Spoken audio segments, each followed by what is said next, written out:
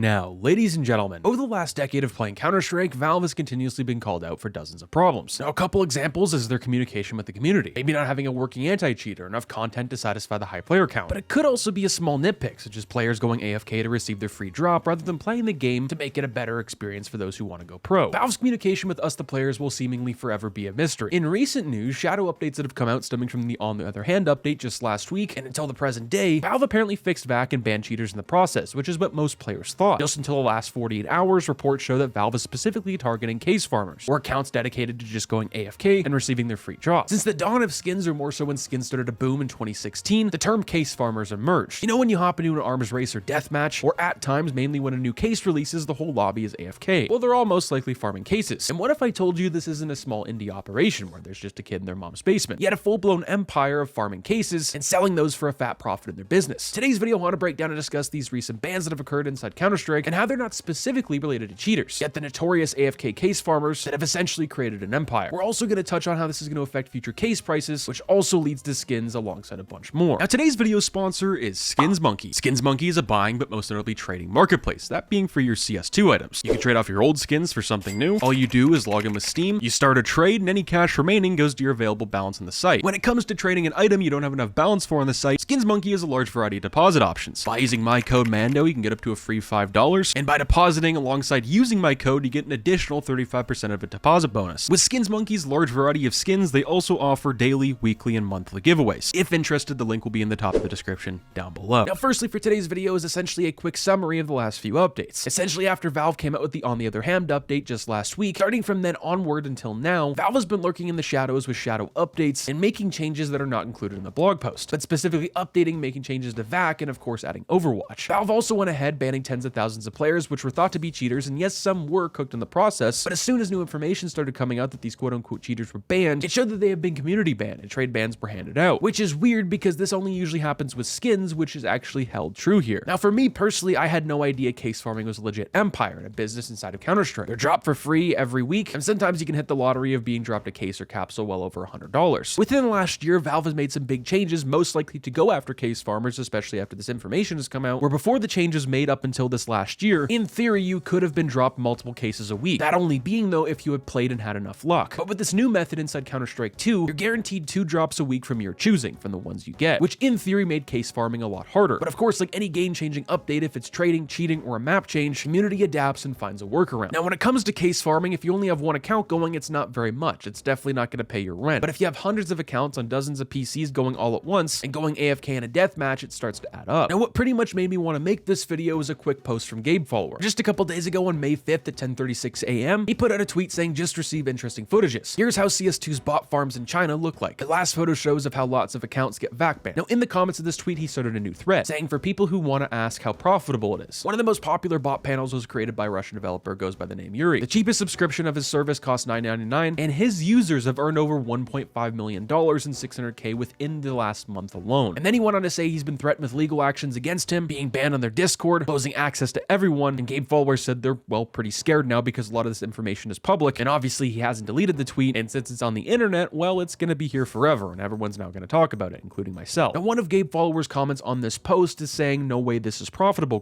Gabe Follower replied saying, "Some say it's more profitable than crypto mining," which is absolutely mind-blowing. Because if you think back to just a few years ago when everyone and their mom's dog was mining Ethereum, we also had the chip shortage, you had 4 to 5-year-old graphics cards selling for 10 times the price. If it was more profitable than then when you could actually make a real profit, and if you had a few of those rigs going, you could actually pay your rent, whatever else you needed to, that's absolutely crazy. Which also gives me the no-brainer conclusion of why Valve most likely stopped this, but there's also more to it as well. Now, a big question a lot of people have been asking, including myself, is has this affected case prices and will it down the road? Now, according to Price Empire's website, where you can pretty much check all prices of skins on all different marketplaces, right now, a lot of these cases are in the green within the past 24 hours to a week. Some of them have dropped 5 to 10%, but it's too hard to tell if it's just because of this update and new information that's come out, or if it's just the market acting normally. Some of the prices that have gone up and down very quickly could be very similar to a lot of FOMO that happens inside Counter-Strike. For an example, if a big ban wave comes out, an operation releases, the market spikes up and down very fast, and that's not really out of the normal. It's just the natural FOMO that occurs whenever something happens like that. Something I also want to mention and add in here is cases are already very high in price regardless of the average high player count, at least for right now. I think it's going to be very interesting to see what percentage of the active players on CS that have been, well, on this page right here, active case farmers that are now banned within the past few months. Now, what can we take take from all this here? Valve is most likely working on an anti-cheat but wanted to get this situation under control. But I think what's most interesting here is the fact that Valve wanted to keep it under wraps. They don't want to most likely alarm the case farmers publicly. Now, a question that I've seen pop up in my channel as well as Twitter is, does case farming hurt Counter-Strike? Yes or no? Well, with the amount of legit players who mainly just open cases, it helps the market flow, as well as keeps it affordable. But without it, the market becomes more expensive, which also leads to skins down the line as well, especially with new releases. So in theory, for the long run of things, this could lead to future case releases being more scarce for the first few months of its launch. I think if this actually affects the game, we'll see case prices when something new comes out won't fall as drastically in the first 48 hours, and the skins will most likely stay a lot more expensive than what we just saw with the Kilowatt case, for an example, especially